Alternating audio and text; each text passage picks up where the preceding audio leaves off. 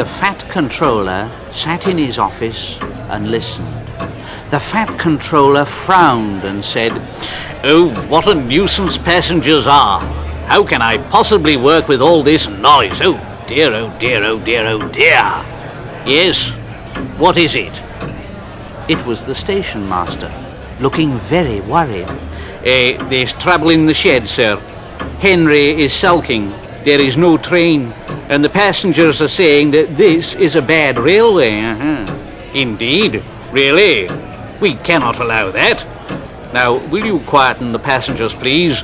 And I will go and speak to Henry.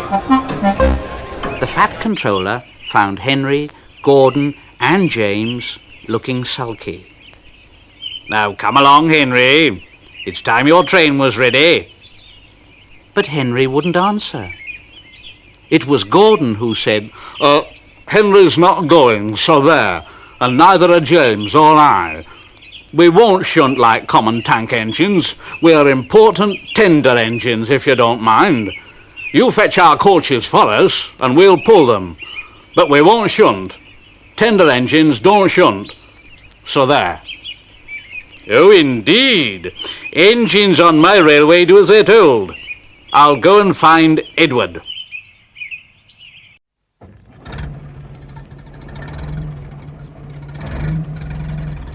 Edward was shunting. "I say, Edward, leave those tracks, will you please? I want you to push coaches for me in the yard." "Oh, thank you, sir. That will be a nice change." "That's a good engine. Off you go then." So Edward found coaches for the 3 engines, and that day the trains ran as usual.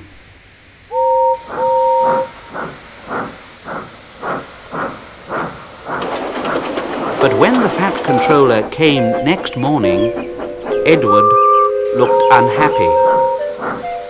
Gordon came past and hissing very rudely. "Why, bless me, what a noise!" "They all hiss at me, sir. They say tender engines don't shunt. And last night they said I had black wheels. I haven't, have I, sir?" "No, Edward, of course you haven't. You've got nice blue ones, and I'm proud of you. Tender engines do shunt, but all the same, you'll be happier in your own yard. We need a tank engine here." And the Fat Controller went to an engine workshop and saw all sorts of tank engines. At last, he saw a smart little green engine. Yes. I think so. That's the one.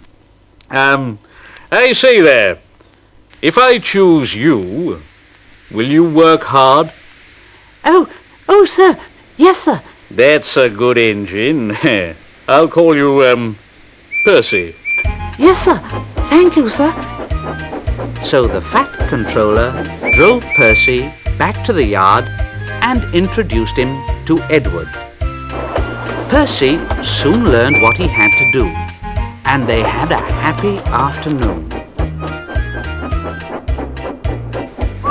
And then Henry came by, hissing as usual.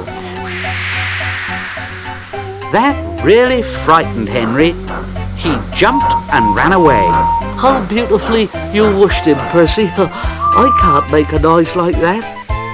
Oh, that's nothing. You should hear them in the workshops.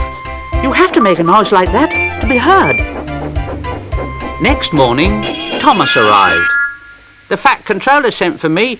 I expect he wants help." "Oh, here he comes now." Well done, Thomas. You have been quick. Now listen, Henry, Gordon and James are sulking. They say they won't shunt like common tank engines, so I've shut them up. And I want you both to run the line. Common tank engines, indeed. We'll show them. Well done, Thomas. And Percy here will help too. Won't you, Percy? Oh, sir. Yes, sir, please, sir. Edward and Thomas pulled the trains. They started at opposite ends and whistled to each other as they passed.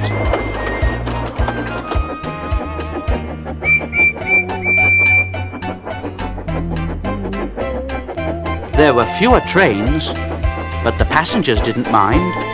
They knew the 3 other engines were having a lesson.